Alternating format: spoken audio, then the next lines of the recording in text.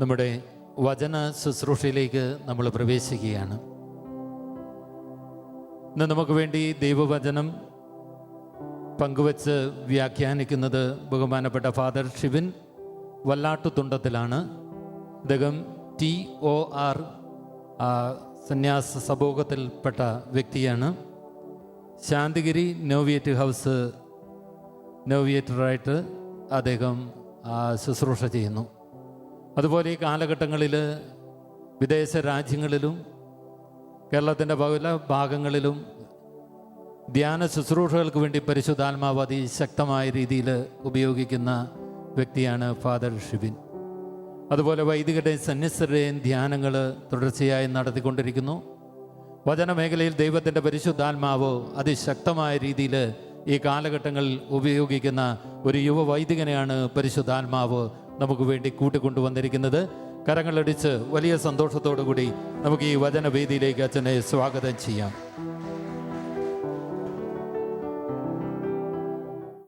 ഈശോ മിശിഹായ്ക്ക് സ്തുതിയായിരിക്കട്ടെ. വലതുകരം ഉയർത്തി പറയാമോ? ഹല്ലേലൂയ, ഹല്ലേലൂയ, യേശുവേ ആരാധന, യേശുവേ സ്തുതി, യേശുവേ മഹത്വം. വലിയ വിശ്വാസത്തോടെ പറഞ്ഞ് യേശുവേ ആരാധന, വലിയ പ്രത്യാശയോടെ പറഞ്ഞ് യേശുവേ മഹത്വം, വലിയ സ്നേഹത്തോടെ പറഞ്ഞ് കർത്താവേ ആരാധന.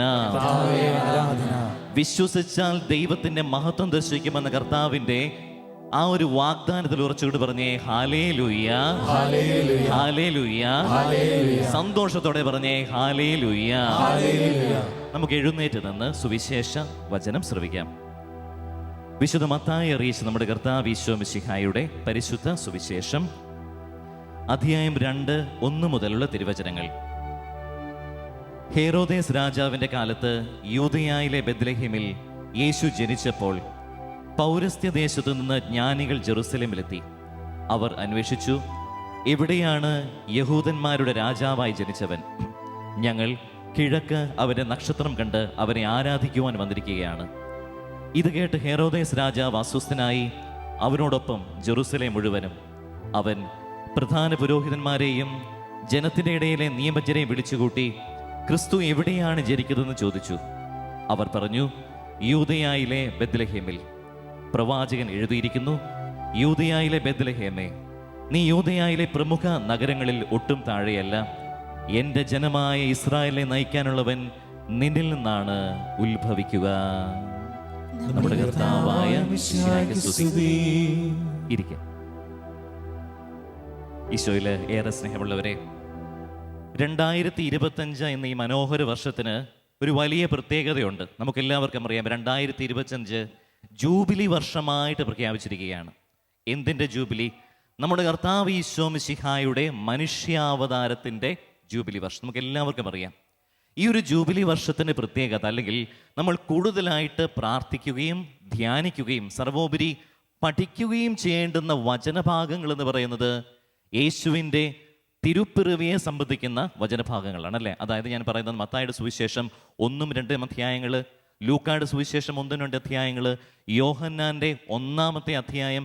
ഇതൊക്കെയാണ് ഈ ഒരു വർഷം നമ്മൾ വചന വിചിന്തനത്തിന് വേണ്ടി ഉപയോഗിക്കേണ്ടത്. ഇനി സ്വന്തമായിട്ട് വചനം പഠിക്കുവാൻ ഇഷ്ടമുള്ളവർ പോലും കൂടുതലായിട്ട് വായിച്ച് പഠിച്ച് കർത്താവിനെക്കുറിച്ച്, പ്രത്യേകിച്ചും തിരുപ്പിറവിയെക്കുറിച്ച് കൂടുതൽ ഗ്രാഹ്യം നേടേണ്ടുന്ന ഒരു കാലഘട്ടമാണിത്. അപ്പോൾ ഇന്നത്തെ ഈ രാത്രിയിൽ നമ്മുടെ ജീവിതത്തിലെ എല്ലാ നിയോഗങ്ങളും സമർപ്പിച്ച് പ്രാർത്ഥിക്കുന്ന ഈ രാത്രിയിൽ, നമ്മുടെ എല്ലാ വേദനകളും നമ്മുടെ ഈശോ ഏറ്റെടുക്കുന്ന ഈ മനോഹരമായ രാത്രിയിൽ നമ്മൾ വിചിന്തനം ചെയ്യുന്നത് തിരുപ്പിറവിയെക്കുറിച്ച് തന്നെയാണ്.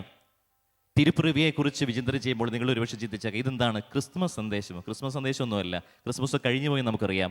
നമ്മൾ ഈ ഒരു വർഷക്കാലം ഉടനീളം നമ്മൾ വിചിന്തനം ചെയ്യേണ്ടത് തിരുപ്പിറവിയെക്കുറിച്ച് തന്നെയാണ്. കാരണം യേശുനാഥൻ അല്ലെങ്കിൽ ദൈവം മനുഷ്യനായി അവതരിച്ചതിൻ്റെ ആ രഹസ്യത്തെ, ആ മഹനീയ രഹസ്യത്തെ നമ്മൾ ധ്യാനിക്കണമെങ്കിൽ തിരുപ്പിറവിയെക്കുറിച്ച് തന്നെ കൂടുതലായിട്ട് പഠിക്കേണ്ടതുണ്ട്.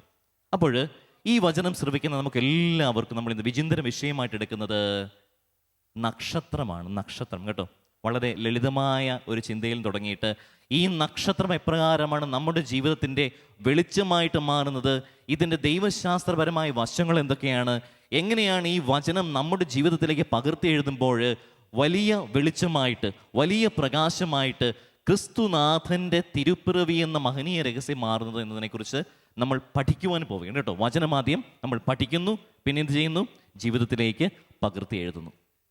നക്ഷത്രം കണ്ട് വിദൂരത്ത് നിന്ന്, വിദേശത്ത് നിന്ന് കടന്നു വന്ന ചില വ്യക്തികളെക്കുറിച്ചാണ് അച്ഛൻ ഇപ്പോൾ വചനത്തിൽ വായിച്ചത് അല്ലേ. നമുക്കറിയാം, ഹെറോദേസ് രാജാവിൻ്റെ പക്കലേക്ക് ദൂരത്ത് നിന്നും ജ്ഞാനികൾ കടന്നു വരുന്നതായിട്ടാണ് നമ്മൾ വായിച്ചത്. ജ്ഞാനികൾ വിദൂരത്ത് നിന്ന് കടന്നു വരുന്നു. എവിടെ നിന്ന് ചോദിച്ചു കഴിഞ്ഞാൽ വചന പണ്ഡിതന്മാർ പല ഉത്തരങ്ങളും അതിന് നൽകാറുണ്ട്. ചിലർ പറയും അവർ പേർഷ്യയിൽ നിന്നുമാണ് കടന്നു വന്നത്. ഇനി വചനത്തിൻ്റെ അടിസ്ഥാനത്തിൽ നോക്കുകയാണെങ്കിൽ അവർ എത്യോപ്യയിലെ ഷേബായിൽ നിന്നുമാണ് കടന്നു വന്നത്. ഇത്തരത്തിലുള്ള പല വ്യാഖ്യാനങ്ങൾ നമുക്ക് കാണാൻ സാധിക്കും.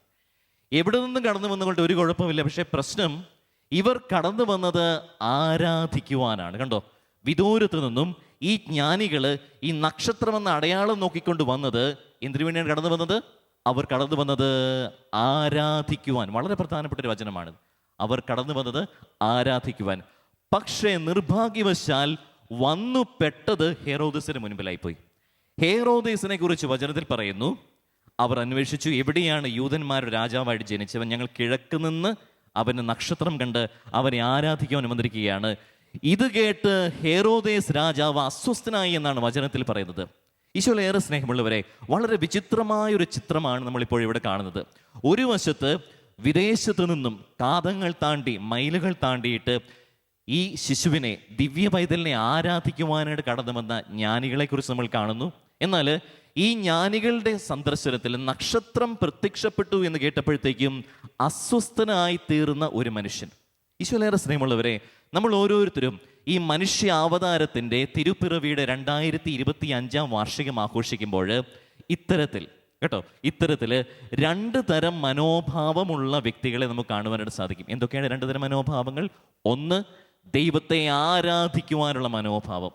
അങ്ങനെയുള്ള മനോഭാവത്തോടു കൂടിയാണോ ഈ രാത്രിയിൽ നമ്മൾ ഉണർന്നിരുന്ന് പ്രാർത്ഥിക്കുന്നത്? തീർച്ചയായിട്ടും ദൈവത്തെ എനിക്ക് ആരാധിക്കണം, യേശുവാണ് ഏക രക്ഷകൻ, യേശുവാണ് ഏക സത്യം, അവനെ എനിക്ക് ആരാധിക്കണമെന്ന് പറഞ്ഞ് നല്ല മനസ്സോടുകൂടിയുള്ള വിശ്വാസികൾ ഇന്നും ജീവിക്കുന്നുണ്ട്. എന്നാൽ അതേ സമയം തന്നെ ഹെറോദേസിന്റെ മനോഭാവമുള്ള ആറ്റിറ്റ്യൂഡുള്ള ചില വ്യക്തികളും ഈ ഭൂമിയിൽ നിന്ന് ജീവിക്കുന്നുണ്ട്. എന്തായിരുന്നു ഹെറോദേസിന്റെ പ്രശ്നം? നക്ഷത്രം ഉദിച്ചു എന്ന് കേട്ടപ്പോഴത്തേക്കും അവൻ അസ്വസ്ഥനായി. അവൻ മാത്രമല്ല, അവനോടൊപ്പം ജെറുസലേം മുഴുവനും അസ്വസ്ഥനായി എന്നാണ് വചനത്തിൽ പറയുന്നത്. എന്തുകൊണ്ട് ഹെറോദേസ് അസ്വസ്ഥനായി? എന്തുകൊണ്ട് ഈ നക്ഷത്രം എന്ന അടയാളം കേട്ടപ്പോഴത്തേക്കും ഹെറോദേസിന് ടെൻഷനാകാൻ തുടങ്ങി എന്നുള്ളതാണ് ഇവിടുത്തെ ചോദ്യം. നമ്മൾ ഓരോരുത്തരും ചിന്തിക്കുന്നത് ശരിയാണ്. നമ്മൾ പണ്ട് തൊട്ടുള്ള കേട്ടുന്ന വ്യാഖ്യാനം ഇപ്രകാരമാണ്: ഹെറോദേസ് ഈ ജ്ഞാനികൾ എന്ന് പറഞ്ഞപ്പോഴത്തേക്കും, അവിടെ ഉണ്ണീശോ ജനിക്കുന്നു എന്ന് പറഞ്ഞപ്പോഴത്തേക്കും തൻ്റെ അധികാരം നഷ്ടപ്പെടും, അല്ലെങ്കിൽ താൻ സ്ഥാനഭ്രഷ്ടനാക്കപ്പെട്ടേക്കാം എന്നു ഭയന്നിട്ടാണ് അസ്വസ്ഥനായെന്നാണ് നമ്മൾ ഓരോരുത്തരും ചിന്തിക്കുന്നത്.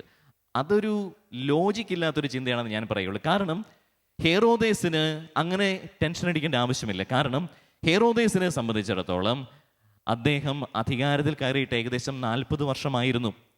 ചരിത്രം പറയുന്നതനുസരിച്ച്, ചരിത്രകാരനായ ജോസഫൂസ് പറയുന്നതനുസരിച്ച് BC 40-ാം ആണ്ടിലാണ് ഹെറോദേസ് അവിടെ രാജാവാകുന്നത്. അപ്പോൾ അതുകൊണ്ട് തന്നെ അദ്ദേഹത്തിന് ഏകദേശം 70-80 വയസ്സ് പ്രായമായിട്ടുണ്ടായിരുന്നിരിക്കാം.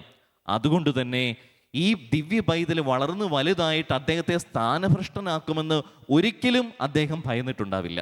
കാരണം ഈശോയ്ക്ക് പ്രായമായി വരുമ്പോഴത്തേക്ക് 30 വയസ്സാകുമ്പോഴത്തേക്ക് ഹെറോദേസിന് ഏകദേശം 100 വയസ്സ് കടന്നിട്ടുണ്ടാവും.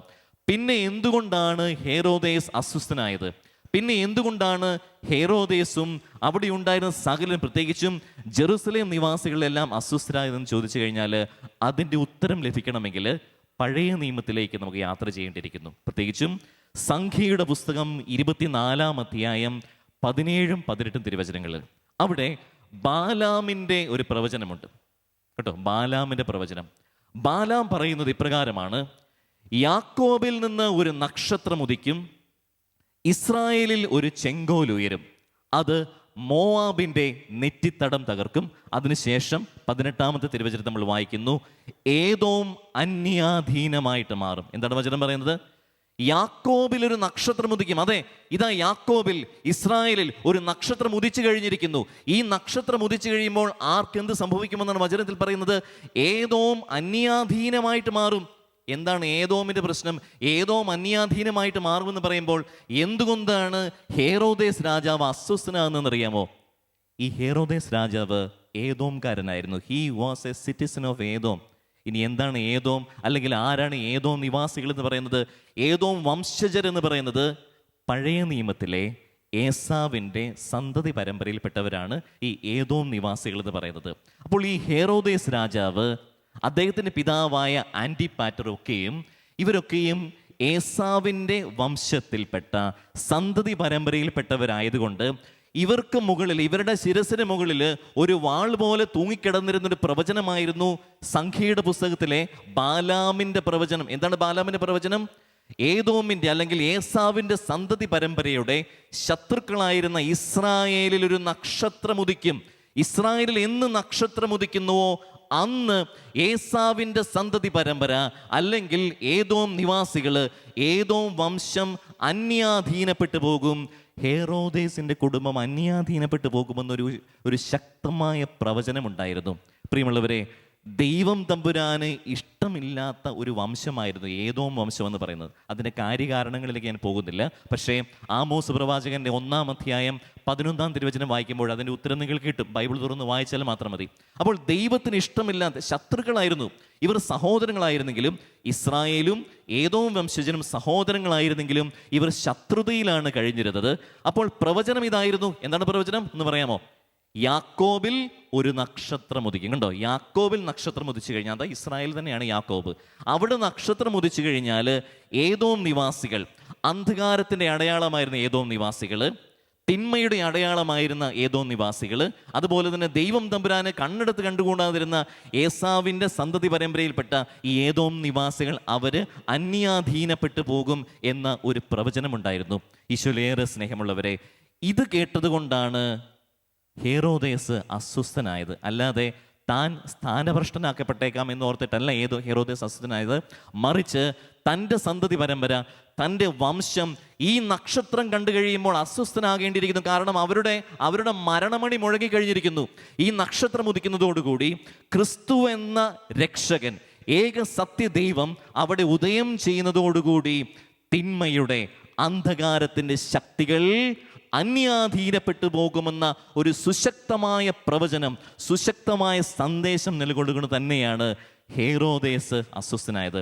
പ്രിയമുള്ളവരെ, നമുക്കറിയാം ഹേറോദേസിനെ പോലെ ദുഷ്ടനായ ഒരു മനുഷ്യൻ ലോകത്തിൽ ജീവിച്ചിട്ടില്ലെന്നാണ് പറയുന്നത്. നമുക്കറിയാമല്ലേ, കൊച്ചുകുട്ടികളെ പോലും കൊന്നൊടുക്കിയ ഒരു ദുഷ്ടനായ ഒരു മനുഷ്യൻ. അപ്പോൾ അത്തരം അന്ധകാര ശക്തികൾക്ക് മേൽ ക്രിസ്തു എന്ന പ്രകാശം ഉദയം ചെയ്തിട്ട് എത്ര വർഷമായി?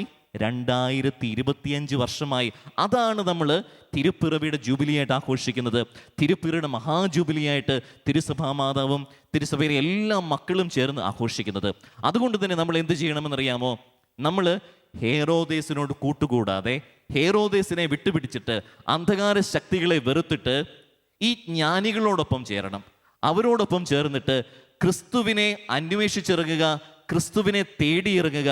ഈ ജൂബിലി വർഷത്തിൽ യേശുനാഥൻ നമ്മളിൽ നിന്ന് ആവശ്യപ്പെടുന്നത്, അതുപോലെ തന്നെ തിരുസഭാ മാതാവ് ഫ്രാൻസിസ് മാർ പാപ്പായിലൂടെ നമ്മളോട് ആവശ്യപ്പെടുന്നത്, to be the pilgrims of hope. എന്താണ് പിൽഗ്രിംസ് ഓഫ് ഹോപ്പ് എന്ന് പറയുന്നത്? പ്രത്യാശയുടെ തീർത്ഥാടകരായിട്ട് മാറുക. തീർത്ഥാടനം ചെയ്യേണ്ടിയിരിക്കുന്നു. പണം മുടക്കി വിശുദ്ധ നാട്ടിൽ പോകാനല്ല കേട്ടോ പറയുന്നത്. ഞാൻ പറഞ്ഞു തരാം എങ്ങനെയാണ് ഈ ജ്ഞാനികളോട് ചേർന്ന് നമ്മളും പ്രത്യാശയുടെ തീർത്ഥാടകരായിട്ട് മാറേണ്ടത് എങ്ങനെയാണെന്ന് പറഞ്ഞു തരാം. നമ്മൾ പഴയ നിയമത്തിൽ ശ്രദ്ധിക്കുകയാണെങ്കിൽ വളരെ മനോഹരമായ ഒരു രംഗം കാണാം. എല്ലാവരും അവിടെ തീർത്ഥാടനം ചെയ്യുന്നുണ്ട്. പഴയ നിയമത്തിൽ ഒട്ടുമിക്ക ആളുകളും യാത്ര ചെയ്യുന്നവരാണ്, സഞ്ചാരികളാണ് അവർ ഓരോരുത്തരും. നമ്മൾ നോക്കിക്കഴിഞ്ഞാൽ അബ്രഹാം യാത്ര ചെയ്യുന്നു. അബ്രഹാം സ്വന്തം ദേശമായ ഊർ വിട്ടിട്ട് എങ്ങോട്ടേക്കാണ് യാത്ര ചെയ്യുന്നത്? കാനാൻ ദേശം ലക്ഷ്യമാക്കി യാത്ര ചെയ്യുവാനാണ് ദൈവം അബ്രാഹത്തിനോട് പറയുന്നത്. വീണ്ടും യാക്കോബിനെ നമ്മൾ നോക്കിക്കഴിഞ്ഞാൽ യാക്കോബ് കാനാൻ ദേശത്ത് തന്നെയായിരുന്നു. എന്നാൽ ഇടയ്ക്ക് ലാബാന്റെ അടുത്തേക്ക് പോകുന്നുണ്ട്. അവിടെ നിന്നും അയാൾ വീണ്ടും തിരികെ സഞ്ചാരം ചെയ്ത് തിരിച്ചു വരുന്ന എങ്ങോട്ടേക്കാണ്? അടുത്ത സഞ്ചാരവും കാനാൻ ദേശത്തേക്ക് തന്നെയാണ്. ആ വരുന്ന വരവിലാണ് പെനിയേലിൽ വെച്ചിട്ട് ദൈവവുമായിട്ട് മൽപ്പിടുത്തമുണ്ടാകുന്നത്. ഈ കഥകളൊക്കെ നമുക്കറിയാം അല്ലേ?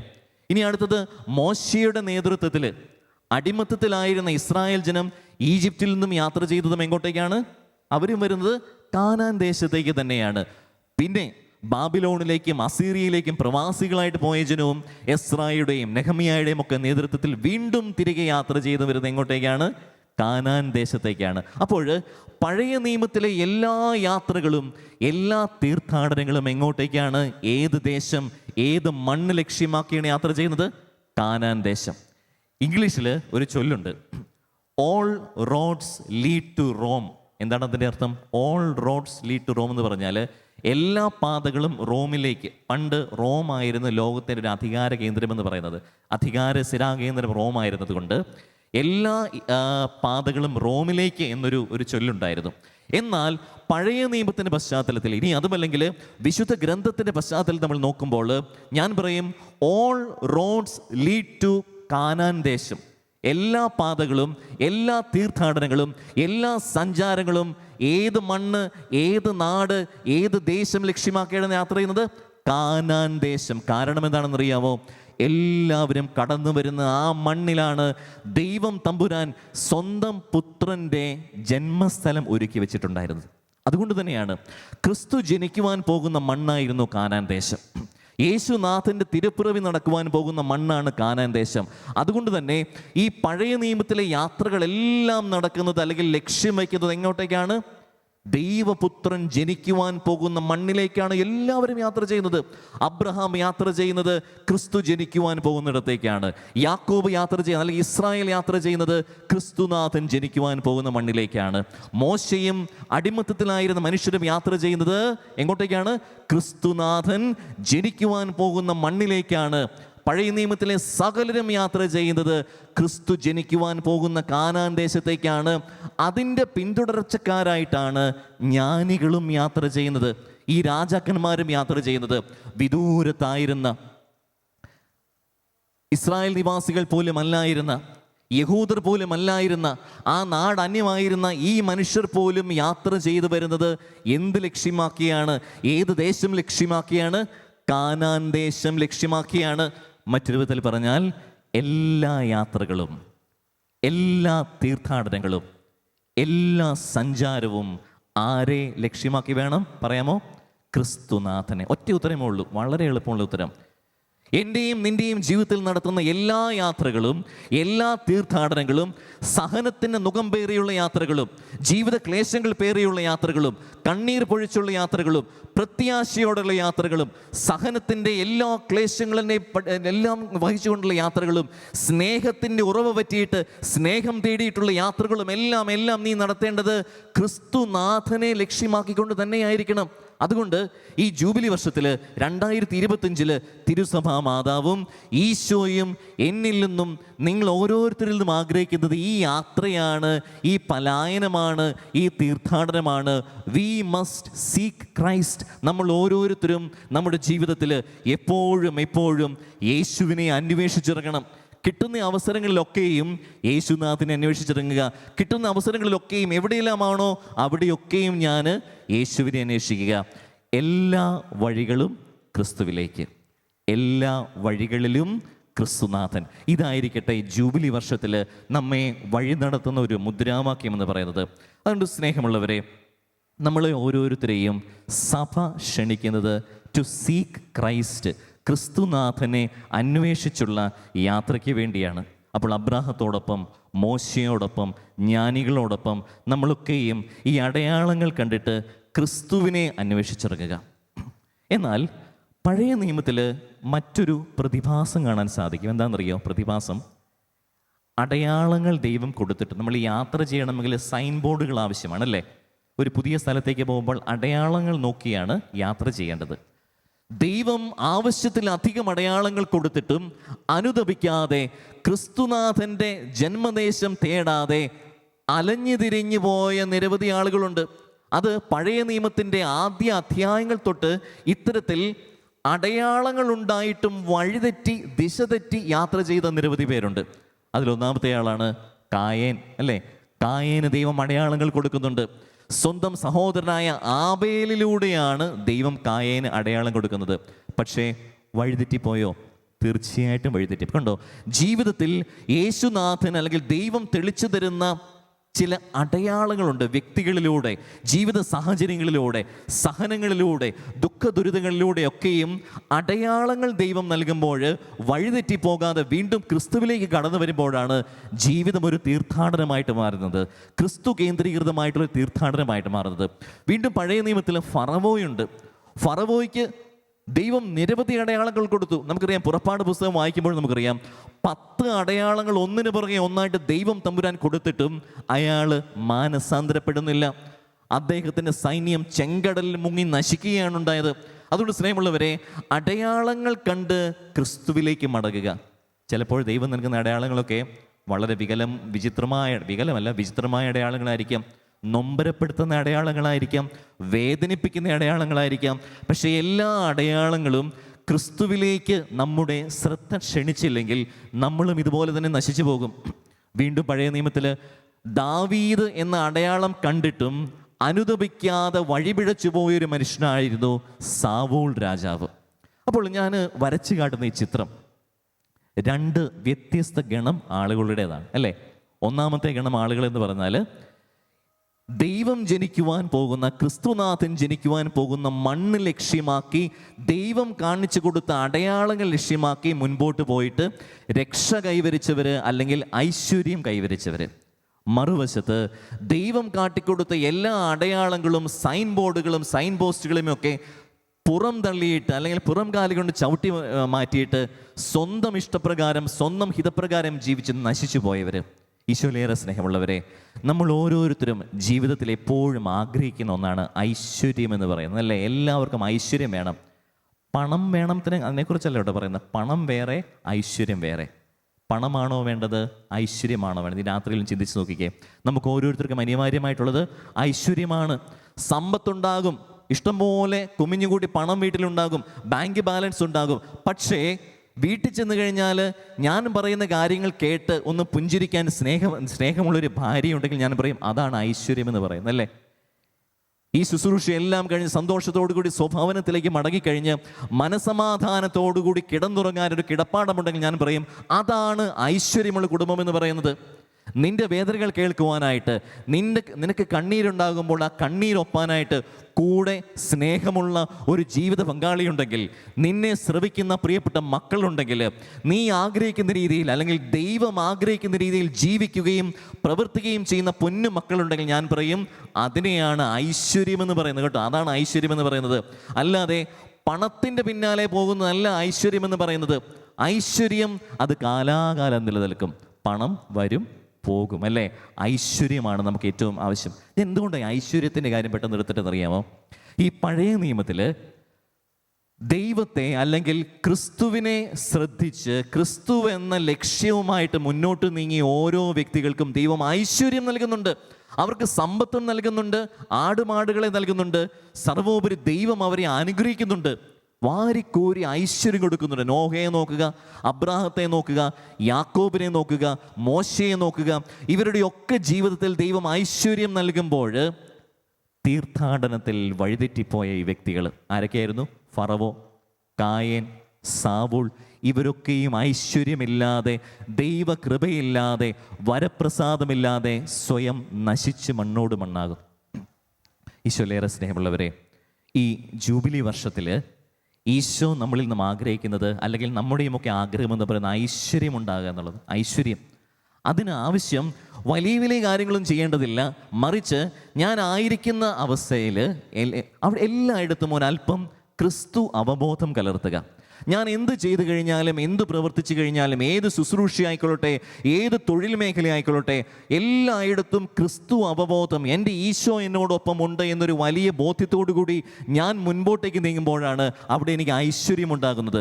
എൻ്റെ ഇടവക പ്രവർത്തനത്തിൽ സജീവമായി സംബന്ധിച്ചു കൊടുത്തുണ്ട്, എൻ്റെ രൂപതയിലെ പ്രവർത്തനങ്ങളിൽ സജീവമായി സംബന്ധിച്ചുകൊണ്ട്, കാരുണ്യ പ്രവർത്തികൾ ചെയ്തുകൊണ്ട് എല്ലാ മേഖലകളിലും ഒരല്പം ക്രിസ്തു സന്ദേശം, ക്രിസ്തു ചിന്തകൾ കലർത്തുക. അങ്ങനെയാണ് ക്രിസ്തു ക്രിസ്തു കേന്ദ്രീകൃതമായിട്ടുള്ളൊരു തീർത്ഥാടനം ചെയ്യുവാനായിട്ട് നമ്മളെ കണ്ടു കഴിയുക. നമ്മളൊക്കെയും വ്യത്യസ്ത തൊഴിൽ മേഖലകളിൽ നിന്ന് വരുന്നവരായിരിക്കാം, നമ്മുടെയൊക്കെയും സഹനങ്ങൾ വ്യത്യസ്തങ്ങളായിരിക്കാം. എന്നാൽ ഈശോ നമുക്കെല്ലാവർക്കും തുല്യനാണ്. ഈശോയെ നമുക്ക് വഹിക്കുവാനും ഈശോ കാണിച്ചു തരുന്ന പാതയിലൂടെ എപ്പോഴും സഞ്ചരിക്കുവാനും കഴിയണം. ബാംഗ്ലൂരിൽ എനിക്ക് വളരെ അടുത്ത് പരിചയമുള്ള ജ്യേഷ്ഠാനുജന്മാർ, ഒരു കുടുംബമാണ്, ഒറ്റ കുടുംബമാണ്. അവർ ബാംഗ്ലൂരിൽ ഒരു പ്രസ് നടത്തുകയാണ് ചെയ്യുന്നത്. പ്രസ്സാണ്, അച്ചടി കേന്ദ്രം. പ്രസ് എന്ന് പറയുന്നത് നിങ്ങൾ വിചാരിക്കും ചെറിയ പ്രസ്സാണെന്ന് വിചാരിക്കുന്നത്. വളരെ വിശാലമായ ഒരു ഗ്രാമം മുഴുവൻ ഉൾക്കൊള്ളുന്ന വലിയ ഒരു അച്ചടി പ്രസ്സാണത്. അവർക്കാണ് ഇംഗ്ലീഷ് ബൈബിളൊക്കെ പ്രിൻ്റ് ചെയ്യാനുള്ള അധിക അവകാശങ്ങളിൽ. ഇംഗ്ലീഷ് ബൈബിൾ മാത്രമല്ല, ലോകത്തെ പല ഭാഷകളിലും ബൈബിൾ അച്ചടിക്കുന്ന ഒരു പ്രസ് കൂടിയാണ്. വളരെ വിശാലമായിട്ടുള്ളൊരു കേന്ദ്രം. പക്ഷെ ഞായറാഴ്ച ആകുമ്പോൾ ഇതിൻ്റെ ഉടമസ്ഥരായ ജ്യേഷ്ഠാനുജന്മാർ അവർ ഇടവകയിലെ പ്രവർത്തനങ്ങളിൽ സജീവമായിട്ട് സംബന്ധിക്കും. ഞാൻ അവരോട് സംസാരിച്ചപ്പോൾ പറഞ്ഞു, അച്ഛാ, ഞങ്ങൾക്ക് ഡെഡ് ലൈനുകൾ ഒത്തിരി ഫുൾഫിൽ ചെയ്യാനുണ്ട്, ഒത്തിരിയധികം ജോലി തിരക്കുകളുണ്ട്, അവരുടെ കീഴിൽ ആയിരക്കണക്കിന് സ്റ്റാഫ് തൊഴിൽ ചെയ്യുന്നുണ്ട്. പക്ഷേ ഞായറാഴ്ച എന്നൊരു ദിവസമുണ്ടെങ്കിൽ അവരെല്ലാ ഞായറാഴ്ചയും രാവിലെ പള്ളിയിൽ പോകും. അതിനുശേഷം ഇടവക പ്രവർത്തനത്തിൽ സജീവമായിട്ട് സംബന്ധിക്കും. ഇനി ഇടദിവസങ്ങളിൽ പോലും രാവിലെ പള്ളിയിൽ പോയിട്ട് ഒരല്പം ക്രിസ്തു സന്ദേശം ഉൾക്കൊള്ളുന്നതിന് ശേഷം മാത്രമേ അവർ വന്നിട്ട് അവരുടെ തൊഴിൽ മേഖലയിൽ പ്രവേശിക്കാറുള്ളൂ. പ്രിയമുള്ളവർ, ഇതാണ് പറയുന്നത്, എപ്പോഴും ക്രിസ്തുവിനെ കൊണ്ടുപോവുക. നമ്മുടെ തീർത്ഥാടനങ്ങളിലൊക്കെയും നമ്മുടെ ജീവിതത്തിലെ ഓരോ യാത്രകളിലും ക്രിസ്തുവുണ്ടെങ്കിൽ അവിടെ ഐശ്വര്യമുണ്ട്. ക്രിസ്തുവില്ലാത്ത ജീവിതങ്ങളാണെങ്കിൽ, ക്രിസ്തുവില്ലാത്ത തൊഴിലുകളാണെങ്കിൽ, ക്രിസ്തുവില്ലാത്ത കഷ്ടപ്പാടാണെങ്കിൽ നാം വഹിക്കുന്ന നുഖത്തിന് ഭാരം എപ്പോഴും വർദ്ധിച്ചുകൊണ്ടേയിരിക്കുകയുള്ളൂ. എൻ്റെ ഒപ്പം ഞാനും അച്ഛനായിട്ട് 9-10 വർഷമാകുന്നേ ഉള്ളൂ. എൻ്റെ പൗരോഹിത ജീവിതത്തിൻ്റെ ആദ്യ കാലഘട്ടം മുതൽ വല്ലപ്പോഴുമൊക്കെ ധ്യാനിപ്പിക്കുവാൻ പോകുമ്പോൾ എൻ്റെ കൂടെ പാട്ടുപാടാൻ പറ്റുന്ന ഒരു യുവാവുണ്ട്, ഒരു ചെറുപ്പക്കാരൻ പയ്യൻ. ആ മകനും 10ാം ക്ലാസ് തൊട്ട് വല്ലപ്പോഴുമൊക്കെ എൻ്റെ കൂടെ പാട്ടുപാടാൻ പറ്റും. അവൻ വളർന്നു, അതിപ്പോൾ വിവാഹപ്രായമായി നിൽക്കുന്നു. അദ്ദേഹത്തിൻ്റെതായ ജോലി തിരക്കുകളുണ്ട്, സ്വന്തം ഒരു ബാൻഡൊക്കെ ഉണ്ട് പാട്ട് പാടാനായിട്ട്. അങ്ങനെ ഞാൻ ഇഷ്ടപ്പെടാത്തൊരു വാക്ക് അടിപൊളി എന്നൊരു വാക്ക്, നമ്മുടെ ഇന്നത്തെ കാലഘട്ടത്തിൽ പറയുന്ന ഒരു അടിപൊളി പയ്യനാണ് എൻ്റെ കൂടെ പാട്ട് പാടാൻ വരുന്ന യുവാവ് എന്ന് പറയുന്നത്. പക്ഷേ ഇടവക പ്രവർത്തനത്തിൽ സജീവമായിട്ട് സംബന്ധിക്കും. ഇനി ഈ വരുന്ന ആഴ്ച ഈ മകൻ്റെ വിവാഹമാണ്, വിവാഹം നിശ്ചയിച്ചിട്ട് ഇന്ന് ഈ മകൻ എനിക്ക് അദ്ദേഹത്തിൻ്റെ സേവ് ദ ഡേറ്റ് കാർഡ് അയച്ചു തന്നിരിക്കുകയാണ്. കാർഡ് കേട്ടോ, നമ്മളെല്ലാവരും വെറുക്കുന്ന ഒരു കാര്യമാണ് സേവ് ദ ഡേറ്റ് എന്ന് പറയുന്ന പ്രസ്ഥാനം. എനിക്കത് ഒട്ടും ഇഷ്ടമില്ലാത്തൊരു കാര്യമാണ് സേവ് ദ ഡേറ്റ്. ഈ കഴിഞ്ഞ 8-10 വർഷത്തിനുള്ളിൽ കേരളത്തിൽ ഉദയം ചെയ്ത ഒരു പ്രതിഭാസമാണ് സേവ് ദ ഡേറ്റ്. പക്ഷേ ഈ കുഞ്ഞിൻ്റെ, എൻ്റെ ഈ സുഹൃത്തിൻ്റെ സേവ് ദ ഡേറ്റ് കാർഡ് കണ്ടപ്പോൾ എനിക്ക് മനസ്സിലായി, ഈ മകൻ അവൻ്റെ യാത്രയിൽ എപ്പോഴും ക്രിസ്തു അവബോധത്തോടു കൂടി യാത്ര ചെയ്യുന്നൊരു മകനാണെന്ന്. കാരണം ഇവനും അവൻ്റെ പ്രതിശ്രുത വധുവും അവർ കണ്ടുമുട്ടിയത് ദേവാലയത്തിലാണ്.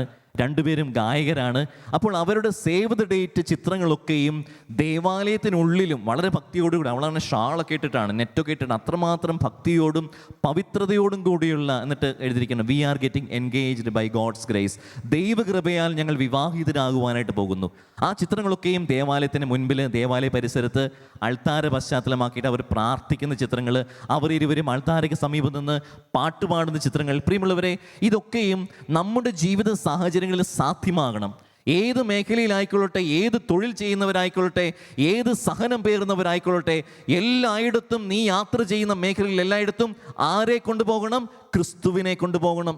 എന്ത് തൊഴിലായിക്കൊള്ളട്ടെ, സ്കൂളിൽ പഠിക്കുന്ന ഒരു കുട്ടിയായിക്കൊള്ളട്ടെ, പഠിപ്പിക്കുന്ന അധ്യാപകനായിക്കൊള്ളട്ടെ, കൃഷി ചെയ്യുന്ന ഒരു സാധാരണക്കാരൻ മനുഷ്യനായിക്കൊള്ളട്ടെ, വാഹനം ഓടിക്കുന്ന ഒരു വ്യക്തി ആയിക്കൊള്ളട്ടെ, എല്ലായിടത്തും ക്യാരി ക്രൈസ്റ്റ്. യേശുവിനെ നിന്റെ ജീവിതത്തിൽ എപ്പോഴും സംവഹിക്കുന്നതാണ് ഈ ജൂബിലി വർഷത്തിൽ നമ്മിൽ നിന്നൊക്കെയും ഈശോ ആഗ്രഹിക്കുന്ന വലിയ കാര്യമെന്ന് പറയുന്നത്. വലുതൊരു വെറുതെ പറഞ്ഞേ, ഹല്ലേലൂയ, യേശുവേ നന്ദി, യേശുവേ സ്തുതി, യേശുവേ ആരാധന. ഇനി ഈ നമ്മൾ വായിച്ച സുവിശേഷത്തിൽ 2-ാം അധ്യായത്തിൻ്റെ 11-ാം തിരുവചനത്തിൽ ഈ ജ്ഞാനികൾ കടന്നു വരും. ശ്രദ്ധിച്ചേക്കണേ, പഠിപ്പിക്കുകയാണ്. ഈ ജ്ഞാനികൾ കടന്നു വരുന്നു. എന്തുകൊണ്ടാണ് നക്ഷത്രം കണ്ട് ഭയപ്പെട്ടത് നമ്മൾ പഠിച്ചു കഴിഞ്ഞു. ഇനി ഈ ജ്ഞാനികൾ കടന്നു വന്നതിന് ശേഷം അവർ എന്ത് ചെയ്തു? വചനം പറയുന്നു, അവർ കുമ്പിട്ട് അവനെ ആരാധിച്ചു എന്നാണ്. കണ്ടോ, ആരാധിക്കുവാനായിട്ട് വന്നു. പക്ഷേ ഇവിടെയുള്ള ഈ മലയാള പരിഭാഷയ്ക്ക് ചെറിയൊരു പ്രശ്നമുണ്ട്. നമ്മളൊക്കെയും എപ്പോഴും പുൽക്കൂട്ടിൽ കാണുന്ന ഈ ജ്ഞാനികൾ, ശരിയാണ്, അവർ കുമ്പിട്ട് ആരാധിക്കുന്ന ചിത്രം, അല്ലെ, ഒരു മുട്ടുമടക്കിയിട്ടാണ് അവരെപ്പോഴും പൊന്നും മീറയും കുന്തിരിക്കവും ഒക്കെ ആയിട്ട് നിൽക്കുന്നത്.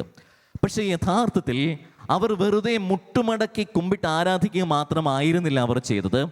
ഈ വചനത്തിൽ ഇതിൻ്റെ മൂലഭാഷയായ ഗ്രീക്കിൽ അവിടെ ഉപയോഗിച്ചിരിക്കുന്ന ഗ്രീക്ക് പദം എന്ന് പറയുന്നത് പിപ്റ്റോ എന്ന് പറയുന്നൊരു പദമാണ്. അതായത് ഇവിടെ മലയാളത്തിൽ പരിഭാഷ ചെയ്തിരിക്കുന്നത് മുട്ടുമടക്കി കുമ്പിട്ട് ആരാധിച്ചെന്ന് മാത്രം. പക്ഷേ യഥാർത്ഥത്തിൽ പിപ്റ്റോ എന്ന് പറഞ്ഞു കഴിഞ്ഞാൽ സാഷ്ടാംഗം പ്രണമിച്ചു എന്നാണ്. അപ്പോൾ ഈ വന്നു കയറിയ ജ്ഞാനികൾ എന്താണ് ചെയ്തത്?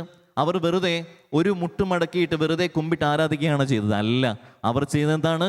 ഈ ജ്ഞാനികൾ വിദേശത്ത് നിന്ന് വന്നിട്ട് പഠിച്ചിരിക്കേണ്ട, മനസ്സിലാക്കേണ്ട ഒരു കാര്യമാണിത്. വെറുതെ മുട്ടുമടക്കുകയല്ല അവർ ചെയ്തത്. അവർ വന്ന് ക്രിസ്തുനാഥന്റെ മുൻപിൽ സാഷ്ടാംഗം പ്രണമിച്ചു. കേട്ടോ, സാഷ്ടാംഗം പ്രണമിച്ചു. നമുക്കിതിൽ തെളിവുണ്ട്, തീർച്ചയായിട്ടുമുണ്ട്.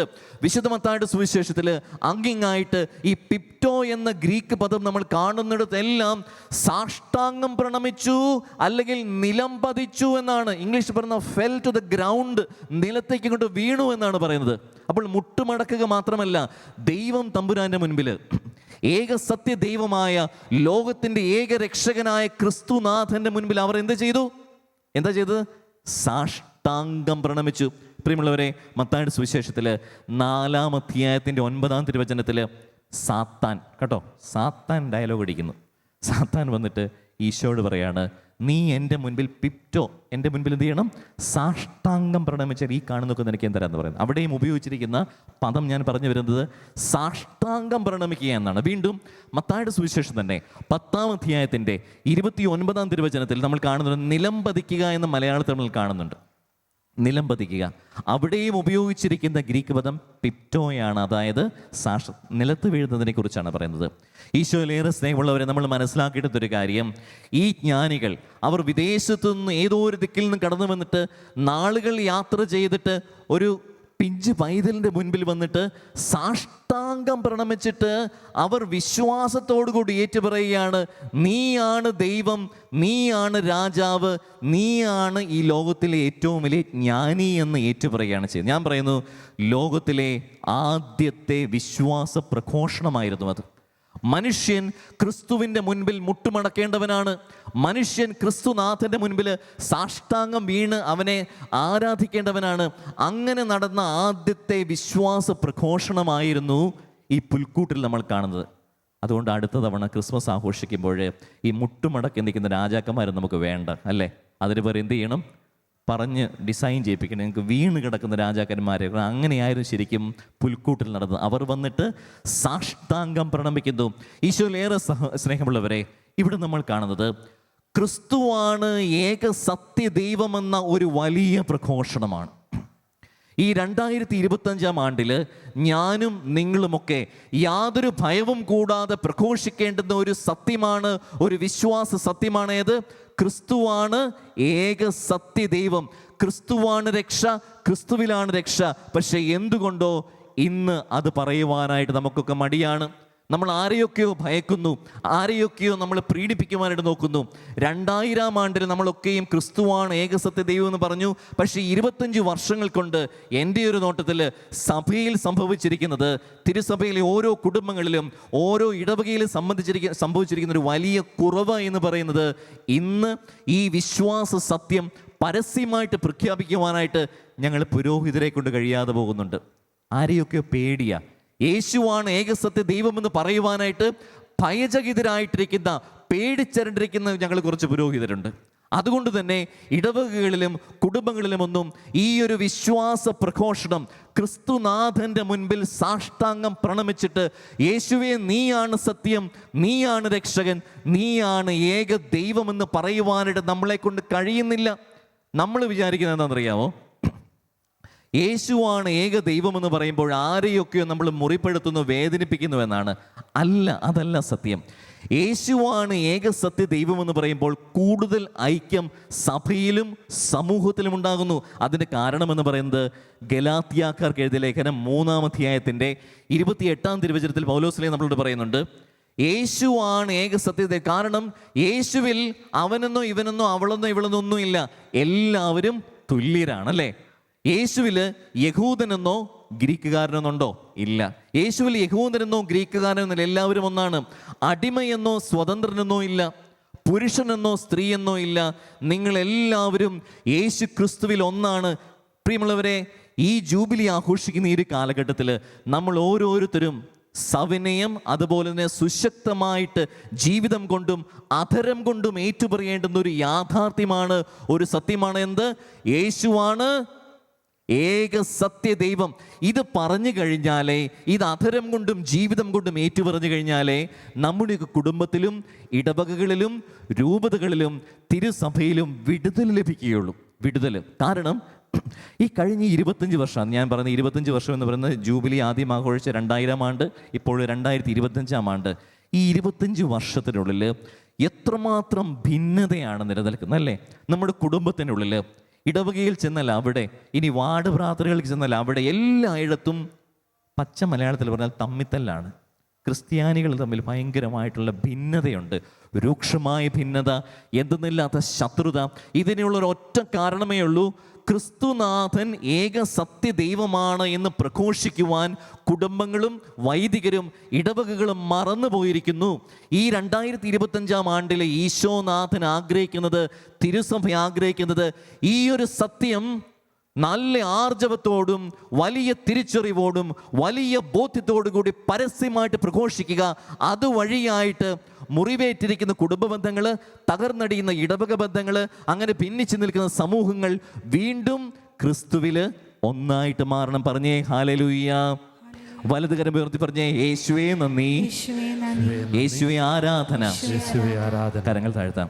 ഇനി കടന്നു വന്ന ജ്ഞാനികൾ, നമ്മളിൽ ചിലർ അവരെ രാജാക്കന്മാർ എന്ന് വിളിക്കുന്നല്ലേ? കുട്ടികളൊക്കെ പറയും രാജാക്കന്മാർ കടന്നു വന്നു. വിശുദ്ധ ഗ്രന്ഥത്തിൽ കാണുന്നത് ജ്ഞാനികൾ കടന്നു വന്നാണ് പറയുന്നത്. ഏതാണ് ശരി, ഏതാണ് തെറ്റ്? ഞാൻ പറയും, വിശുദ്ധ ഗ്രന്ഥത്തിൻ്റെ അടിസ്ഥാനത്തിൽ നമ്മൾ പഠിച്ചു കഴിഞ്ഞാൽ രണ്ടും ശരിയാണ്. നമ്മൾ ആദ്യം നോക്കുന്നത് രാജാക്കന്മാർ എന്ന ഈ ഒരു സംജ്ഞയാണ് കേട്ടോ. രാജാക്കന്മാർ, അവർ രാജാക്കന്മാരായിരുന്നു തീർച്ചയായിട്ടും. സങ്കീർത്തനത്തിൽ 72-ാം സങ്കീർത്തനത്തിൻ്റെ 11-ാം തിരുവചനത്തിൽ നമ്മൾ വായിക്കുന്ന ഒരു മനോഹരമായൊരു പ്രവചനമുണ്ട്. സങ്കീർത്തനത്തിൽ സോളമൻ്റെ സങ്കീർത്തനമാണത്. സോളമന് വേണ്ടി ദാവീദ് പാടിയ സങ്കീർത്തനം. അവിടെ നമ്മൾ കാണുന്ന വചനമാണ്, എല്ലാ രാജാക്കന്മാരും അവൻ്റെ മുൻപിൽ സാഷ്ടാംഗം പ്രണമിക്കട്ടെ. കണ്ടോ, ഇവിടെ സാഷ്ടാംഗം പ്രണമിക്കുക. എല്ലാ രാജാക്കന്മാരും വന്ന് മുട്ടുമടക്കട്ടെ എന്നല്ല നമ്മൾ പ്രവചനത്തിൽ കാണുന്നത്. സങ്കീർത്തനം 72:11 നമ്മൾ കാണുന്നത്, എല്ലാ രാജാക്കന്മാരും അവൻ്റെ മുൻപിൽ സാഷ്ടാംഗം പ്രണമിക്കട്ടെ, എല്ലാ ജനതകളും അവനെ സേവിക്കട്ടെ. പറഞ്ഞേ ഹല്ലേലൂയ. ഇതിനോട് ചേർത്ത് വായിക്കാവുന്ന മറ്റൊരു തിരുവചനമാണ് ഏശയ്യാ പ്രവചനത്തിൻ്റെ 60-ാം അധ്യായത്തിൻ്റെ 6-ാം തിരുവചനം. അവിടെ നമ്മൾ കാണുന്നു, ഷേബായിൽ നിന്നുള്ളവർ വരും, അവർ സ്വർണവും സുഗന്ധദ്രവ്യങ്ങളും കൊണ്ടുവരികയും കർത്താവിൻ്റെ മുൻപിൽ കീർത്തനം ആലപിക്കുകയും ചെയ്യും. നോക്കുക, ഈ 2 വചനങ്ങളും ചേർത്ത് വയ്ക്കുമ്പോൾ നമുക്ക് മനസ്സിലാകുന്ന ഒരു കാര്യമാണ്, ലോകത്തിലെ സകല നേതാക്കളും സകല രാജാക്കന്മാരും സകല മണ്ണും സകല ദിക്കുകളും സകല ദേശങ്ങളും ക്രിസ്തുനാഥൻ്റെ മുൻപിൽ വന്ന് മുട്ടുമടക്കിയിട്ട് അവൻ ഏകസത്യ ദൈവമാണ്, അവൻ രാജാവാണ് എന്ന് പ്രഘോഷിക്കേണ്ടതിന് വേണ്ടിയിട്ടാണ് ഈ പുൽക്കൂട്ടിലേക്ക് രാജാക്കന്മാർ എഴുന്നള്ളുന്നത്. കണ്ടോ?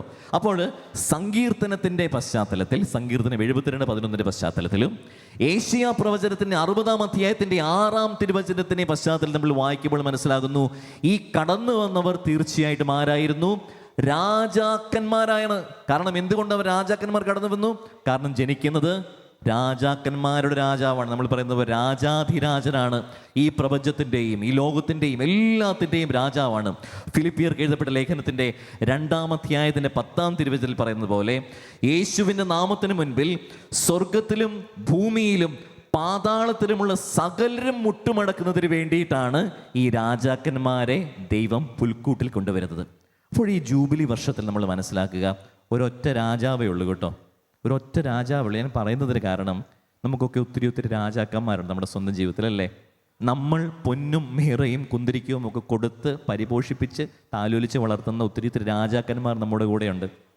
പണം ഒരു രാജാവാണ്, അസൂയ ഒരു രാജാവാണ്, വെറുപ്പ് ഒരു രാജാവാണ്, ശത്രുത ഒരു രാജാവാണ്, ഞാൻ മുമ്പ് പറഞ്ഞ ഭിന്നത ഒരു രാജാവാണ്. ഇതൊക്കെയും പൊന്നും മീറയും കുന്തിരിക്കയും വളമായിട്ട് കൊടുത്ത് നമ്മൾ തന്നെ വളർത്തിക്കൊണ്ടുവന്ന് നമ്മളെ തന്നെ നശിപ്പിക്കുന്ന രാജാക്കന്മാരാകുമ്പോൾ, ഈ 2025 ആണ്ടിൽ ഈശോനാഥൻ നമ്മളോട് പറയുന്നു, ഞാൻ മാത്രമാണ് നിങ്ങൾ രാജാവ്. കാരണം സകല ദേശങ്ങളും സകല നാവുകളും വന്ന് എന്നെ രാജാവ് എന്ന് പ്രകീർത്തിക്കും, സകല മുട്ടുകളും എൻ്റെ മുൻപിൽ മടങ്ങുകയും ചെയ്യും. പറഞ്ഞേ ഹല്ലേലൂയ. ഹല്ലേലൂയ. അപ്പോൾ ഈ കടന്നു വന്നവര് രാജാക്കന്മാരാണ്. നമ്മൾ പഠിച്ചു കഴിഞ്ഞു എന്തുകൊണ്ട് രാജാക്കന്മാർ വന്നു എന്ന് നമ്മൾ പഠിച്ചു. ഇനി നമ്മൾ പഠിക്കുവാനായിട്ട് പോകുന്നത് ഇവരെ എന്തിനെ ജ്ഞാനികൾ എന്ന് വിളിക്കുന്നു. ജ്ഞാനികൾ, ഇത് ഞാൻ പറഞ്ഞ് പഠിപ്പിക്കുമ്പോഴത്തേക്കും എപ്പോഴും ഒരുപക്ഷെ നിങ്ങൾക്ക് തെറ്റിദ്ധാരണ ഉണ്ടായേക്കാം. കാരണം ഇത്രയും കാലം ജ്ഞാനികൾ എന്ന് പറയുമ്പോൾ അറിവുള്ളവർ, പാണ്ഡിത്യമുള്ളവർ എന്നാണ് നമ്മൾ പഠിച്ചു വെച്ചിരുന്നത്. പക്ഷേ വചന പണ്ഡിതന്മാർ ഇതിന് മറ്റൊരു വ്യാഖ്യാനവും നൽകുന്നുണ്ട് കേട്ടോ, ഈ ജ്ഞാനികളെക്കുറിച്ച്. ഈ ജ്ഞാനികൾ അല്ലെങ്കിൽ ജ്ഞാനമുള്ളവർ എന്നത് യഹൂദ സംസ്കാര പശ്ചാത്തലം നമ്മൾ മനസ്സിലാക്കുന്നത്. നമ്മൾ മലയാളികൾ മനസ്സിലാക്കുന്നത് പോലെയല്ല.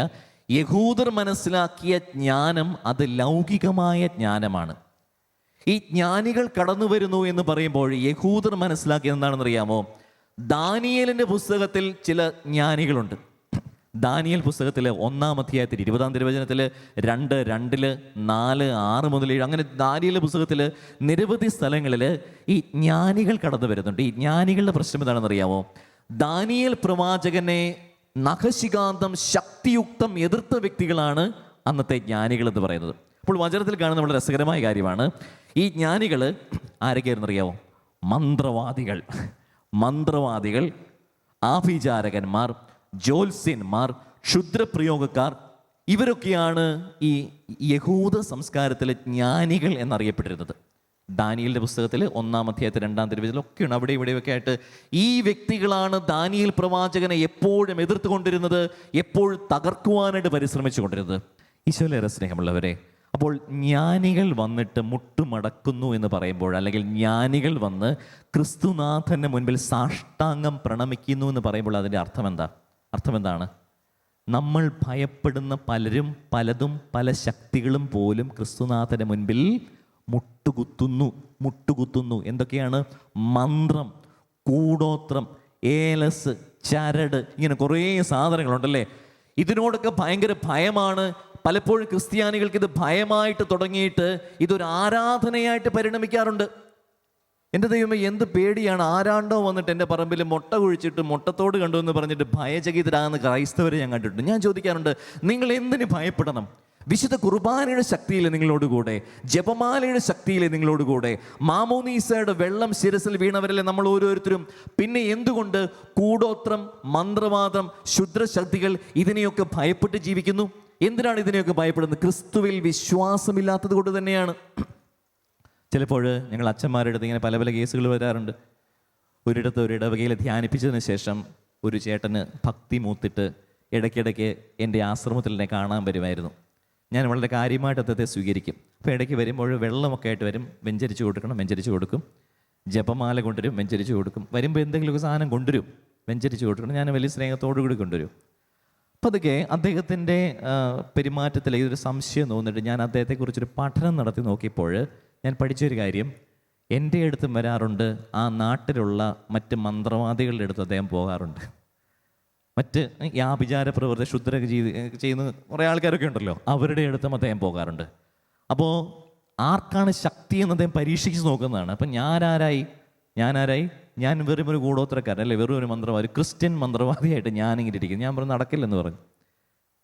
ഇന്നാളൊരു അമ്മ പെട്ടെന്ന് വിളിച്ചിട്ട് എന്നോട് പറയും, അച്ഛാ, എൻ്റെ കൊച്ചിനെതിരെ ആ 2 കൂടോത്രം ചെയ്തു. കൊച്ചു എത്ര വയസ്സുള്ളതെന്ന് അറിയാം? 1-ാം ക്ലാസ്സിൽ പഠിക്കുന്ന കുഞ്ഞു വെച്ചാണ് കേട്ടോ. കൂടോത്രം കേൾക്കൂ. ഈശോയ്ക്ക് അത്രമാത്രം സ്നേഹ കുഞ്ഞുമക്കളോടില്ലേ. ഞാൻ ചോദിച്ചു, എന്താ സംഭവിച്ചത്? പറഞ്ഞു, എൻ്റെ അച്ഛാ, അത് ആ കൊച്ചിൻ്റെ ബാഗിൽ ഒരു ആൾ രൂപം ഞാൻ കണ്ടു. എന്താ കണ്ടത്? ആൾ രൂപം ഇങ്ങനെ കിടക്കുകയാണ്. ആരാണ്ട് കൊച്ചിൻ്റെ ക്ലാസ്മേറ്റിൻ്റെ അപ്പച്ചൻ ഏതോ അന്യമതസ്ഥരായ ഒരു ചെയ്ത്. ഞാൻ പറഞ്ഞു, എൻ്റെ ചേച്ചി പേടിക്കാതെ. ഞാൻ പിന്നെ ആ സഹോദരിയുടെ ഭർത്താവിനെ വിളിച്ചു ചോദിച്ചു, എന്താ ചേട്ടാ കാര്യം? ഈ കുഞ്ഞിനോടൊക്കെ ആരെങ്കിലും കൂടോത്രം ചെയ്യുമോ? അപ്പോൾ പറയും, എൻ്റെ അച്ഛാ എന്നാ ചെയ്യാനാ? പിന്നീടാണ് മനസ്സിലായത്, അത് കൊച്ചിൻ്റെ ബാഗിൽ കിൻഡർ ജോയ് മേടിച്ചപ്പോൾ അതിൻ്റെ അത് വീണ് കിടന്ന ഒരു ആൾരൂപന്, ഇങ്ങനെ കുട്ടികൾക്കുള്ള മിഠായി മേടിക്കുമ്പോൾ അത് എന്തെങ്കിലുമൊക്കെ അത് കിടന്നതെന്ന് പറഞ്ഞു. അത് കണ്ടപ്പോഴത്തേക്ക് നമുക്ക് എപ്പോഴും ഭയമാണ്. കൂടോത്രം, ഏലസ്, ഇത് ആദ്യം ഭയമായിട്ട് നിലനിൽക്കും, പിന്നീട് എന്തായിട്ട് മാറും? അത് ആരാധനയായിട്ട് മാറും. അതിന് പിന്നാലെ പോകും, ഈ ക്ഷുദ്രശക്തികൾക്ക് പിന്നാലെ ഇതായിട്ട് പോകും. ഒരിക്കൽ ഒരു ഇടവകയിലെ കുർബാന ചെല്ലാനായിട്ട് ചെന്ന് കഴിഞ്ഞപ്പോഴത്തേക്കും കുർബാനയ്ക്ക് ശേഷം ഒരു കുഞ്ഞിനെ സംഭവിച്ചുകൊണ്ട് അപ്പനും അമ്മയും വന്നിരിക്കുക, ചെറുപ്പക്കാരായ ദമ്പതികളാണ്. വന്നിട്ട് പറയാം, അച്ഛാ, ഈ ചരടൊന്ന് വെഞ്ചരിച്ചാലോ? എന്താ ഇന്ന് കുഞ്ഞിൻ്റെ 28 കെട്ടാന്നോ? ഞാൻ കൊച്ചിന് മാമോദീസ കഴിഞ്ഞു. അത് കഴിഞ്ഞിട്ടില്ല. ചരട്, ഏലസ്, ഇത്തരം സാധ്യതയിലാണ് നമുക്ക് ഇന്നും ഈ 2025 ആണ്ടിലും നമ്മുടെയൊക്കെ ആശ്രയം എന്ന് പറയുന്നത്. പ്രിയമുള്ളവർ, ഇതുകൊണ്ടാണ് ഞാൻ പറയുന്നത്, ഈ ശക്തികൾ പോലും മുട്ടുമടക്കുന്നത് ആരുടെ മുൻപിലാ? ക്രിസ്തുവിൻ്റെ മുൻപിലാണ്. ഇത് മനസ്സിലാക്കുക. ഇത് മനസ്സിലാക്കാതെ ലോകത്തിൽ കാണുന്ന എല്ലാ തിന്മകളുടെയും പിന്നാലെ പോയിട്ട് പിന്നീട് പരാജയം രുചിച്ചിട്ട് വന്നു കഴിയുമ്പോൾ ഈശോയെ അങ്ങ് എവിടെയാണെന്ന് പറഞ്ഞ് കരഞ്ഞിട്ട് കാര്യമില്ല. എല്ലാ മുട്ടും മടങ്ങും, എല്ലാ നാവും പ്രകീർത്തിക്കും യേശുവാണ് ഏക രക്ഷകനെന്ന്. അതുകൊണ്ട് ഈശോയിൽ ഏറെ സ്നേഹമുള്ളവരെ, കാത് തുറന്നു കേട്ടുകൊള്ളുക.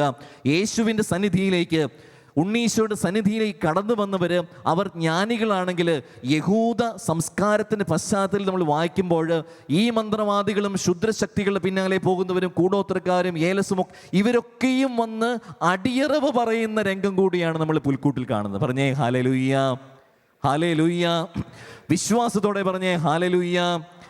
എല്ലാ തരത്തിലുള്ള ദുരാചാരങ്ങളെയും വെറുക്കുന്നു എന്ന ബോധ്യത്തോടു കൂടി പറഞ്ഞേ ഹല്ലേലൂയ, യേശുവേ നന്ദി, യേശുവേ നന്ദി. ഇനി അവസാനമായിട്ട്, ഈശോ ജനിക്കുന്നത് കാലിത്തൊഴുത്തിലാണ്. ഇത് പണ്ട് തൊട്ട് നമ്മൾ പറഞ്ഞ് ശീലിച്ച് ഈശോ ജനിക്കുന്നത് കാലിത്തൊഴുത്ത്. ഓക്കെ, സമ്മതിച്ചു, ഈശോ ജനിക്കുന്നത് കാലിത്തൊഴുത്തിലാണ്. എന്തുകൊണ്ട് അവൻ കാലിത്തൊഴുത്തിൽ ജനിച്ചു? എന്തുകൊണ്ട് അവൻ ദരിദ്രനായിട്ട് ജനിച്ചു? ഞാൻ ചിന്തിക്കാറുണ്ട്, ഈ പ്രശ്നങ്ങളൊക്കെ ഒഴിവാക്കാനായിട്ട് ഈശോയ്ക്ക് വെറുതെ ഹെറോദേസിന് വീട്ടിൽ പോയി ജനിച്ചാൽ പോരായിരുന്നു അല്ലേ? യാതൊരു ശത്രുതയും ഉണ്ടാവില്ലായിരുന്നു, എല്ലാവരും കരനീട്ടി സ്വീകരിക്കുമായിരുന്നു. ഈശോ ജനിച്ചതുപോലെയുള്ള ഇത്രയും പരിതാപകരമായ അവസ്ഥയിൽ ഈ ലോകത്തിലൊരു മനുഷ്യൻ പോലും ജനിച്ചിട്ടുണ്ടാവില്ല. നമ്മളെല്ലാവരും ഒട്ടുമിക്കവാറും ആശുപത്രികളുടെ സുഖലോലുപതയിലാണ് ജനിച്ചത്. ഇനി ഇവിടെ പ്രായമായ അപ്പച്ചന്മാരും അമ്മച്ചിമാരും ഒക്കെ ഉണ്ടെങ്കിൽ ചിലരെങ്കിലും വീട്ടിലാണ് ജനിച്ചത്, പക്ഷെ എങ്കിലും സാമാന്യം നല്ല കണ്ടീഷനിലാണ്, പശ്ചാത്തലത്തിലാണ് ജനിച്ചതല്ലേ? ഇവിടെ ആരെങ്കിലും കന്നാലിക്കൂട്ടിലോ ആട്ടിൻകൂട്ടിലോ ജനിച്ചവരുണ്ടോ? ഇവിടെ ആരെങ്കിലും ഇല്ലല്ലോ. അതിൻ്റെ അർത്ഥം എന്താണ്? ലോകത്തിൽ ഒരു മനുഷ്യൻ പോലും ജനിക്കുവാൻ തിരഞ്ഞെടുക്കാത്ത ഏറ്റവും പരിതാപകരമായ, ഏറ്റവും ദയനീയമായ, ഏറ്റവും ദാരിദ്ര്യം പിടിച്ച സ്ഥലത്താണ് യേശുനാഥൻ ജനിക്കുന്നതെങ്കിൽ അവന് ദരിദ്രരോടുള്ള, പാവപ്പെട്ടവരോടുള്ള, അഗതികളോടുള്ള സഹാനുഭൂതി വെളിപ്പെടുത്തിക്കൊണ്ടുകൂടിയാണ് ദൈവം മനുഷ്യനായിട്ട് ജനിക്കുന്നത്. ഇനി മനുഷ്യനായിട്ട് ഏറ്റവും പരിതാപകരമായ അവസ്ഥയിൽ ജനിച്ചു എന്നത് മാത്രമല്ല, യേശുനാഥൻ്റെ മരണത്തെക്കുറിച്ച് കൂടി നമ്മൾ ഗാഠമായിട്ട് പഠിക്കുമ്പോൾ മനസ്സിലാകും, ലോകത്തിൽ ഒരു വ്യക്തി പോലും ഇത്രമാത്രം പീഡകളേറ്റ് ഇത്രമാത്രം ദുസ്സഹമായ രീതിയിൽ മരിച്ചിട്ടില്ല. ആരും ശാസ്ത്രീയമായിട്ട് യേശുവിൻ്റെ മരണത്തെക്കുറിച്ചുള്ള നിരവധി പഠനങ്ങളുണ്ട്.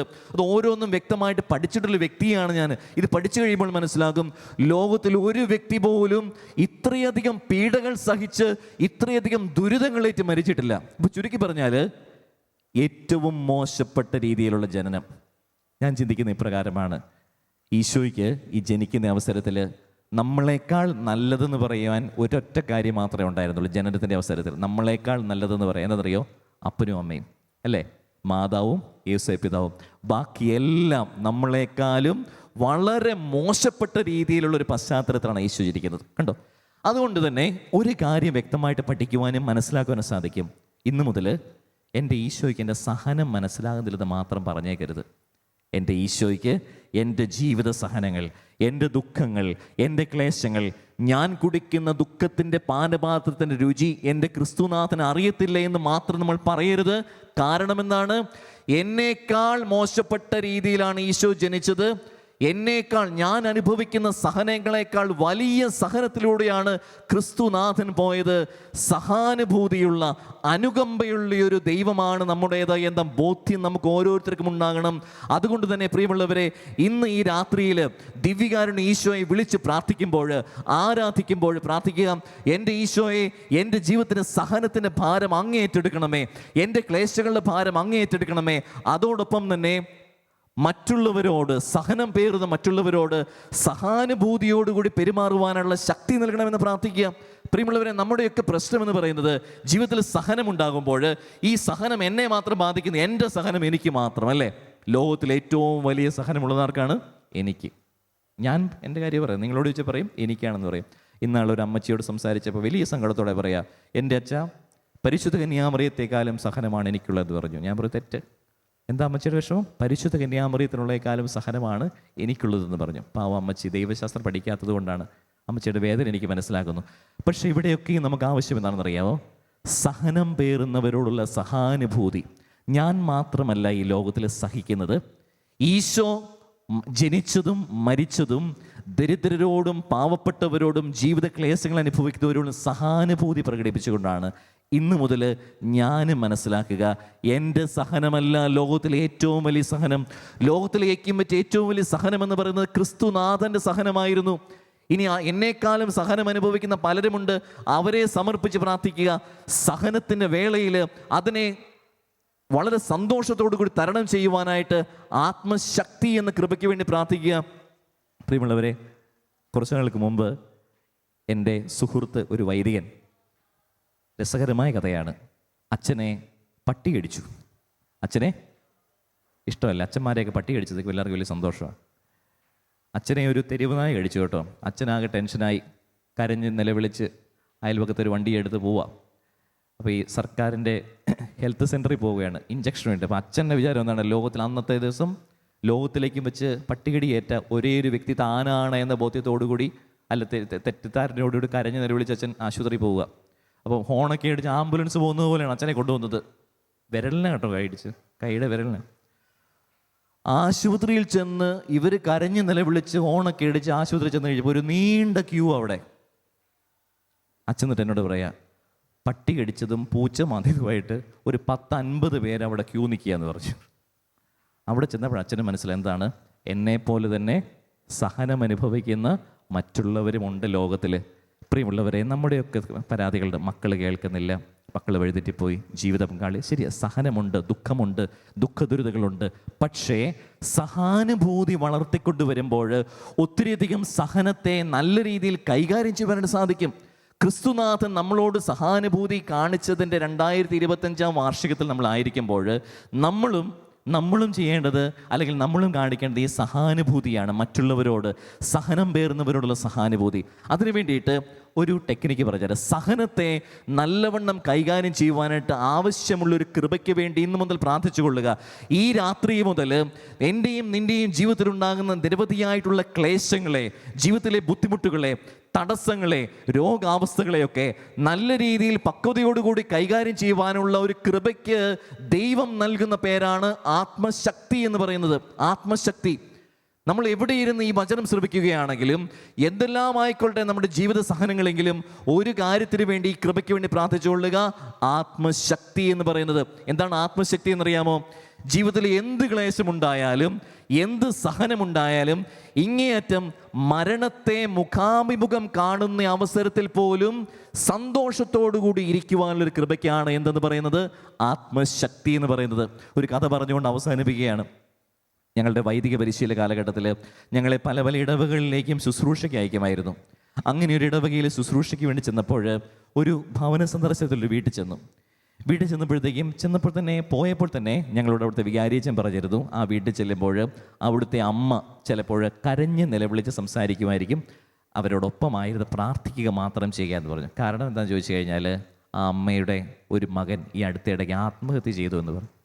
അപ്പോൾ ഞാൻ ചെന്ന് കഴിഞ്ഞപ്പോൾ ഞങ്ങളുടെ പ്രതീക്ഷയ്ക്ക് വിപരീതമായിട്ട് നല്ല പ്രസന്നവദനയായിട്ടുള്ളൊരമ്മ. ചെന്ന് കഴിഞ്ഞപ്പോൾ ആ ഭിത്തിയിൽ ഈ മരിച്ച മകൻ്റെ ഒരു ഫോട്ടോ വെച്ചിട്ടുണ്ട്. ഞങ്ങളെ നല്ല നിറപുഞ്ചിരിയോടുകൂടി സ്വീകരിച്ചു. കട്ടൻ കാപ്പിയും ടൈഗർ ബിസ്ക്കറ്റൊക്കെ നൽകി ഞങ്ങളെ സ്വീകരിച്ച് അവിടെ ഇരുത്തി. അതിനുശേഷം മകൻ്റെ കാര്യമൊക്കെ പറഞ്ഞപ്പോൾ കരയാനായിട്ട് തുടങ്ങി കേട്ടോ. പക്ഷെ ഞാൻ ആ ഭവനത്തിന് തിരിച്ചു പോന്നപ്പോൾ ഞാൻ ആ അമ്മയുടെ മുഖത്ത് നിന്ന് ഒരു കാര്യം പഠിച്ചു. എന്താണ്? സഹനം എന്തുമായിക്കൊള്ളട്ടെ, ക്ലേശങ്ങൾ എന്തുമായിക്കൊള്ളട്ടെ, നിറപുഞ്ചിരിയോടുകൂടി നിലകൊള്ളണം. സഹനം എല്ലാവർക്കും ഉണ്ടെന്നേ, ബുദ്ധിമുട്ടുകളൊക്കെ എല്ലാവർക്കും ഉണ്ടെന്നേ. പക്ഷേ ക്രിസ്തുനാഥനിലുള്ള വിശ്വാസത്തിൽ ഞാൻ ആയിരിക്കുമ്പോൾ, നിലകൊള്ളുമ്പോൾ, ഏതൊരു സഹനത്തെയും സന്തോഷത്തോടു കൂടി സ്വീകരിക്കാൻ കഴിയണം. ആ കൃപയ്ക്കുള്ള പേരാണ് ആത്മശക്തി. അപ്പോൾ ആ അമ്മയിൽ ഞങ്ങൾ കണ്ട കൃപ എന്താണ്? ആത്മശക്തി. യേശുനാഥനിൽ പോലും കുരിശിൽ കിടന്ന് മരണത്തോട് മല്ലടിച്ച് പിടയുമ്പോൾ പോലും സ്വന്തം സഹോദരനോട് അവനോട് ക്ഷമിക്കുവാനുള്ള കരുത്ത് കർത്താവിനുണ്ടായിരുന്നെങ്കിൽ അത് ആത്മശക്തി എന്ന് പറയും. പ്രിയമുള്ളവർ, 1 വർഷത്തിന് ശേഷം വീണ്ടും ഒരു കാര്യത്തിന് വേണ്ടി ആ വീട്ടിൽ ചെല്ലുവാനിടയായി. ചെന്ന് കഴിഞ്ഞപ്പോൾ മനസ്സിലായി, ആ അമ്മയുടെ 2ാമത്തെ മകനും ആത്മഹത്യ ചെയ്തു. പറയാനായിട്ട് വിഷമമുണ്ട്, അത്ര നല്ല സാക്ഷ്യവും സത്യവും എന്നല്ലേ പറയുന്നത്. 2 മക്കൾ, ചിന്തിച്ച് നോക്കിയേ, 2 മക്കൾ ഒന്നിനു പുറകെ ഒന്നായിട്ട് ആത്മഹത്യ ചെയ്ത ആ അമ്മയുടെ സിറ്റുവേഷൻ പക്ഷെ വീണ്ടും ആ വീട്ടിൽ ചെന്നപ്പോൾ ആ അമ്മയുടെ മുഖത്തൊരു പ്രസാദമുണ്ടായിരുന്നു, സന്തോഷമുണ്ടായിരുന്നു. കരഞ്ഞു ഞങ്ങളെ കണ്ടു കഴിഞ്ഞപ്പോഴത്തേക്ക്. പക്ഷേ ഞങ്ങളെ അവിടെ കയറ്റിയിരുത്തി. ഒരു പരാതികളുമില്ല. മകനെ ശപിച്ച് സംസാരിച്ചില്ല, ദൈവത്തെ ശപിച്ചും സംസാരിച്ചില്ല. അപ്പോഴെനിക്ക് മനസ്സിലായി, ആ അമ്മയിൽ ആത്മശക്തി എന്ന കൃപയുള്ളത് കൊണ്ട് മാത്രമാണ് ഈ സഹനത്തെ തരണം ചെയ്യുവാനായിട്ട് ആ അമ്മയെ കൊണ്ട് സാധിച്ചത്. പ്രിയമുള്ളവരെ, നിരവധി വർഷങ്ങൾക്ക് ശേഷം, കൃത്യമായി പറഞ്ഞാൽ ഈ കഴിഞ്ഞ വർഷം 2024 ഈ സഹോദരിയെ വീണ്ടും കാണുവാനായിട്ടിടയായി. എന്നോട് ചിരിച്ചുകൊണ്ടും കണ്ണിലൂടെ അല്പം കണ്ണീര് പൊഴിച്ചുകൊണ്ടും പറയാണ്, അച്ഛാ, കഴിഞ്ഞ മാസം ചേട്ടായി, അതായത് ഭർത്താവും മരിച്ചുപോയി എന്ന്. പ്രിയമുള്ളവരെ, ചിലരുടെ ജീവിതത്തിൽ സഹനങ്ങൾ എങ്ങനെയാണ്? ഇങ്ങനെ പെരുമഴ പോലെ വന്നുകൊണ്ടിരിക്കും, ഒന്നിനു പുറകെ ഒന്നായിട്ട് വന്നുകൊണ്ടിരിക്കും. പക്ഷേ ഇത്തരത്തിലുള്ള ജീവിത സഹനങ്ങളിൽ തകർന്നു പോകാതെ, തളർന്നു പോകാതിരിക്കേണ്ടതിന് 2 കാര്യങ്ങൾ അച്ഛനിപ്പോൾ പഠിപ്പിച്ചത്. ഒന്ന്, സഹാനുഭൂതി വളർത്തിക്കൊണ്ടുവരിക. ഏത് ജീവിത ക്ലേശങ്ങളിലും ഞാൻ മാത്രമല്ല സഹിക്കുന്നത്, എന്നോടൊപ്പം സഹിച്ചൊരു ദൈവം എനിക്കുണ്ട്, എന്നോടൊപ്പം സഹിക്കുന്ന സഹചരുണ്ട്, സഹോദരങ്ങളുണ്ട് എന്ന ബോധ്യവും. രണ്ടാമതായിട്ട്, ആത്മശക്തി എന്ന് പറയുന്ന വലിയ കൃപയ്ക്ക് വേണ്ടിയുള്ള പ്രാർത്ഥനയും. ഇത് രണ്ടും ചേരുന്ന അവസരത്തിൽ ഒരു നല്ല ക്രിസ്ത്യാനിയായിട്ട് ജീവിക്കുവാനായിട്ട് നമ്മളെ കൊണ്ട് എല്ലാം സാധിക്കും. നമുക്കൊന്ന് എഴുന്നേറ്റ് നിൽക്കാം. എല്ലാവരും എഴുന്നേറ്റ് നിൽക്കട്ടെ. ഈ സമയത്ത് ഈ ശ്രവിച്ച വചനങ്ങളൊക്കെയും ഹൃദയത്തിൽ സംഭരിച്ചുകൊണ്ട് ഈശോയോട് ചേർന്ന് നമുക്ക്, പരിശുദ്ധ മറിയത്തോട് ചേർന്ന് നമുക്ക് ഈശോയെ ആരാധിക്കാം. ദിവികാരുണ്യ ആരാധനയുടെ മണിക്കൂറിലേക്ക് നമ്മൾ പ്രവേശിക്കുമ്പോൾ നമ്മുടെ ജീവിത ക്ലേശങ്ങളൊക്കെയും ദൈവം തമ്പുരാന്റെ സന്നിധിയിൽ സമർപ്പിച്ചുകൊണ്ട് നമുക്കായിരിക്കാം. യേശു മാത്രമാണ് ഏകസത്യ ദൈവമെന്ന് പ്രകീർത്തിക്കുവാനായിട്ട് നമ്മുടെ അധരങ്ങളെ നമുക്ക് ഒരുക്കാം. യേശു മാത്രമാണ് എൻ്റെ നിയന്താവ് എന്ന് പ്രകീർത്തിക്കുവാനായിട്ട് നമ്മുടെ അധരത്തെ നമുക്ക് ഒരുക്കാം. നമ്മുടെ കണ്ണും കാതും കരങ്ങളും കാലുകളും ഒക്കെയും ദൈവം തമ്പുരാന്റെ ശുശ്രൂഷയ്ക്ക് വേണ്ടി വിട്ടുകൊടുത്തുകൊണ്ട് അവിടുത്തെ ആരാധിക്കുവാനായിട്ട് ഒരുക്കിക്കൊണ്ട് നമുക്ക് എല്ലാവർക്കും കരങ്ങൾ ഉയർത്തി സ്വരമുയർത്തി സ്തുതിച്ച് പ്രാർത്ഥിക്കാം. Hallelujah, hallelujah, hallelujah, hallelujah, hallelujah, hallelujah. യേശുവേ ആരാധന, ആരാധന, ആരാധന, ആരാധന, ആരാധന, ആരാധന, ആരാധന. യേശുവേ ആരാധന, ആരാധന, ആരാധന, ആരാധന, ആരാധന, ആരാധന, ആരാധന. യേശുവേ നന്ദി, യേശുവേ ആരാധന, ആരാധന, ആരാധന, ആരാധന, ആരാധന, ആരാധന, ആരാധന.